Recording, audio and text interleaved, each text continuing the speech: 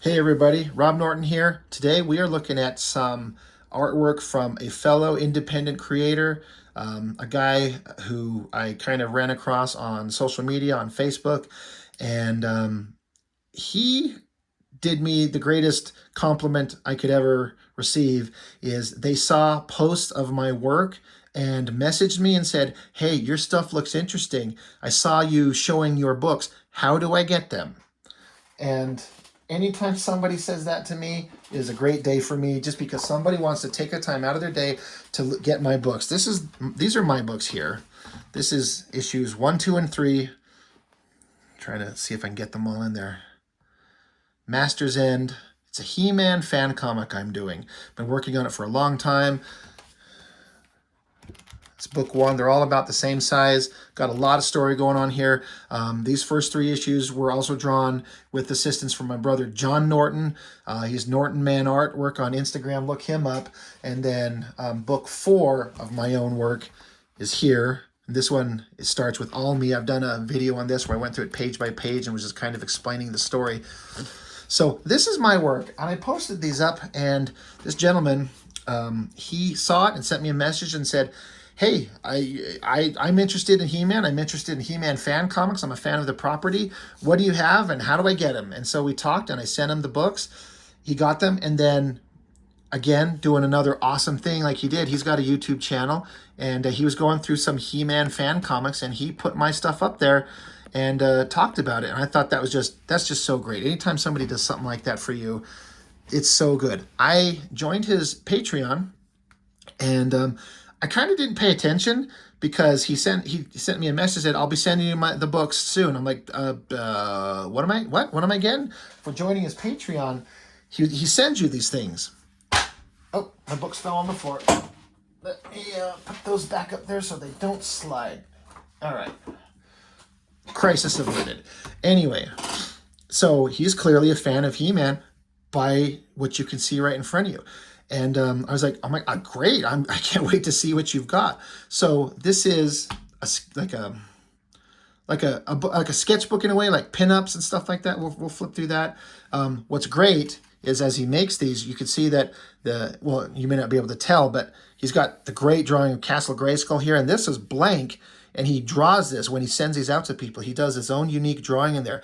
And I love that drawing so much. Looking at this guy's artwork, it's very different than mine, but I feel like I'm learning from just looking at the stuff that he does. We'll look at that here shortly. But he has these little short, they're smaller than your standard size comic. Like, for example, here is, regular standard size comic, and here's the size of these guys. So a little bit smaller. That's part of the charm. I hope I'm not super lame, and after all this time, I haven't even mentioned his name. Chris Anderson, that's his signature, right here. Chris Anderson Comics. Go look him up. Go follow him. Go see his social media. Look at his work. Support him. Follow him. I'm very unprofessional. I should get better at this stuff. But so he did something. These are, there's not a lot of pages in as much as like the books that I was just showing you, like my own books, or this one I'm just looking at. Here's a Hellboy collection. Like, it's super thick, a lot of books, but this is a collection of a lot of things. These are small, but what I was learning from him when reading these, and that I need to incorporate into my own work, is the ability to tell a lot of story in a small amount of space, and a lot of storytelling that can happen in between panels. As I saw how much he adds to his works in these stories here, I was just shocked by I could do better. I could get more material in, and I kind of decompress my own work, perhaps to my detriment too much. But that's my own failings. I'm getting better, I hope, but I feel like I learned a lot from him. What he did in these is I actually haven't heard from him say or directly tell me, but like, if you remember the old He-Man figures, this is like a picture. I think he took 2 figures. It's Stinkor and Merman, and you could tell that the figures were essentially the same basic molds that were just basically recolored to become two different characters. They're obviously the very same molds of the same figures, but they're two different characters. So he crafted a story, Stench of the Sea, you know, again with Merman and Stinkor. He creates a story here that's really well done, that kind of shows that these characters in his own kind of fan fiction here are how they're kind of related and why they look like very similar to each other. I'm not going to dig too much into the story. I want you to get these from him. Sign up for his Patreon, go find him, go support him, and get these books and read them. But he's got this, I don't have the vocabulary, as I've said several times in my videos, to explain what I'm seeing. I don't, it's so much more to just be like, it just looks cool. Well, but why does it look cool? What is interesting? You got this scientist guy here. He's got some like little Easter eggs of He-Man related stuff with like things in the background, or the robotic He-Man there. Even his joint on his arm looks like something from the toys themselves. But he's very expressive drawings. I feel stupid because I can't actually verbalize what I mean. But he tells so much great story, and he has drama and power in his works here that just works great. Like, I've been drawing some pages recently where there's a giant creature coming out of the water, and I look at what he does here, and I'm like, I get it, I buy it, I believe it, I understand what I'm seeing very clearly. Does mine look that way? I don't know. I hope so. Characters like drowning to death underwater, it just reads that way, you know. To me, it looks like they're underwater. You know, it's a hard thing to draw is characters shaking hands. I've had to do that a couple times. It's a pain in the ass to take these hands that are hard and draw them shaking hands. It's rough. But just a great, simple story of these two characters. And then he did the same thing again in this one. Not man nor beast, but Moss. It's the same concept of how they had the Beastman figure and the Mossman figure, the action figures from the 80s. And they were the same molds, but they just added like this green texture onto Mossman. He's Mossman now, even though it's the exact same body. So he crafts a story here that shows how those two characters are related in some way. He does a great Beastman. Look at that shadow and that lighting. It's very expressive, and the emotion comes through. These big expressive teeth and angry faces and these hands. I mean, and this is a thing where, like, you don't even need to have proper anatomy, and I'm not saying I have any problem with his anatomy, but when you have a drawing that is clear and conveys the emotion of what you're trying to say, your drawings can have like some weird stylized figure work, but as long as you're getting the emotion across, it just works. And that's what he has. Like, he conveys emotion, drama, and fear and action and scariness in his work. And his storytelling was clear and easy to read. And again, as I've said before, he tells so much in so few pages. Like, he tells this epic tale in, I never actually counted. I think these pages are numbered. I want to count 13 pages. And you get this whole big, amazing, awesome, interesting story going over who and what these characters are, in his own kind of coming up like a history and story for these characters that you've never seen anywhere else. But he's just telling his own version of it, an outlaw comic, a fan comic, exactly like I'm doing. He's made me rethink how I'm doing a lot of stuff and how I need to do it. And I love the package, like the design. This looks great. I love this face. It's so well drawn. It looks fantastic. I'm a big fan of what he does. And then the sketchbook, or a sketchbook isn't the right term for it. It's like a book of pinups, single images of just the various characters from the He-Man world that are funny and dramatic and interesting. You know, Scared Cringer, Scared Adam.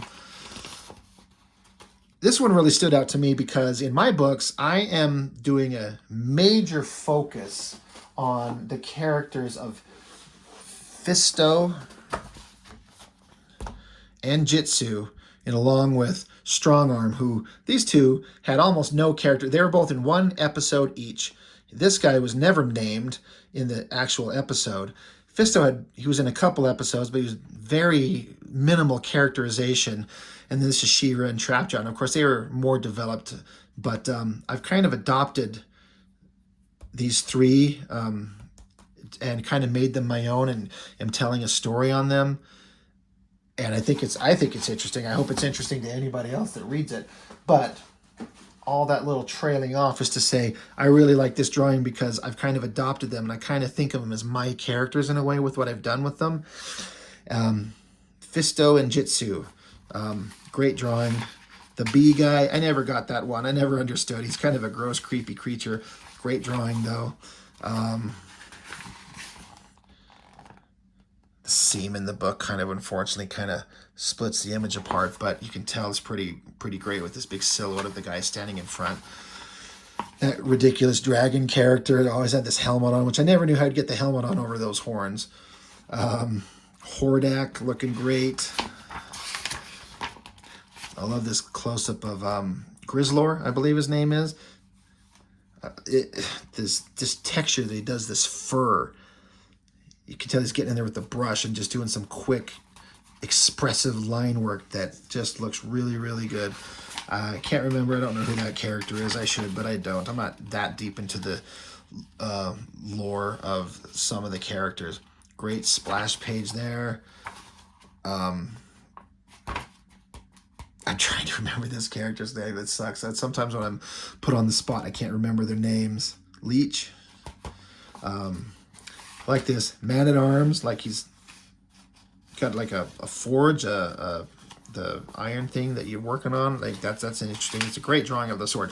You know what's the hardest thing in He-Man to draw? That fucking sword of his, specifically that animated cartoon version. These curves in it to make it look, it's hard. It's one of my least favorite things to draw, but you got to make it look right. He nailed it really good there. I struggle every time. Love this Manny faces, like his head spinning around, the kind of expressiveness going on there. It looks great. I love these big bug eyes, these expressive looks on their faces. That's great. That looks so great. His little eyes popping up out of the water.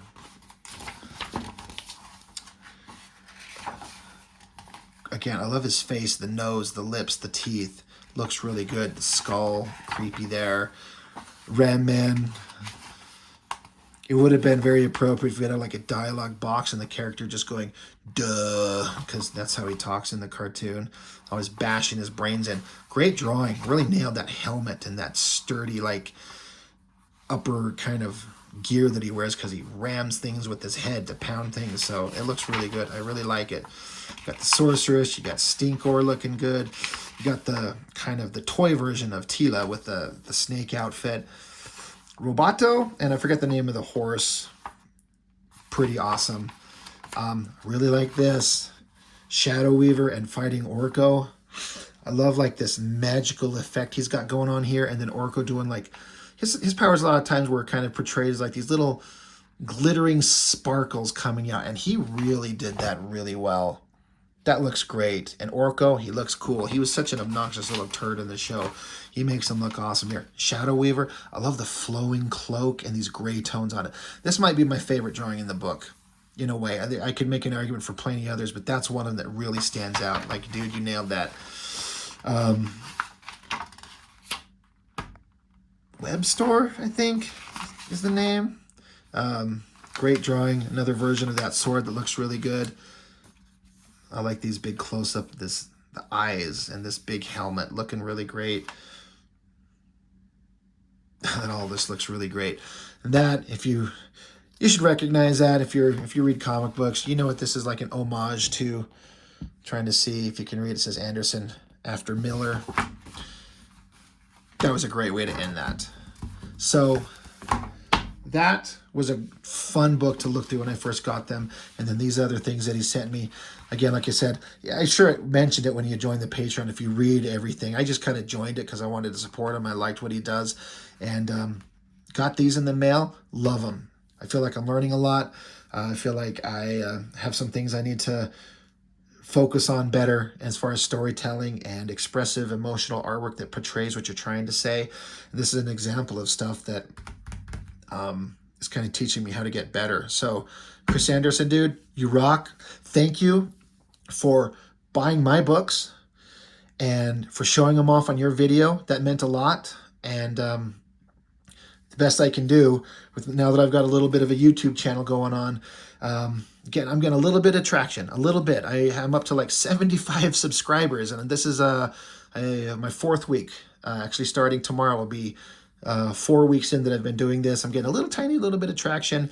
So if I can spread the word about anybody else's works, I'm happy to. Your stuff deserves to be seen.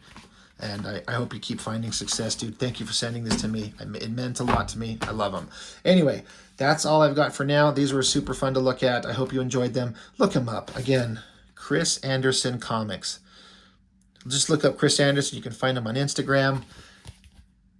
Great work. And I'm happy to share it. So that's all I've got for now. So thank you everybody for watching. I appreciate it so much. And I appreciate any comments that you share. I got some people engaging in conversation with me a little bit, telling me what they've seen, what they like, asking me some questions, asking me if I could review certain things, which I'm happy to do if I have them. I kind of don't want to review books on a digital device. I like to hold things. I like physical copies of paper to hold and look at.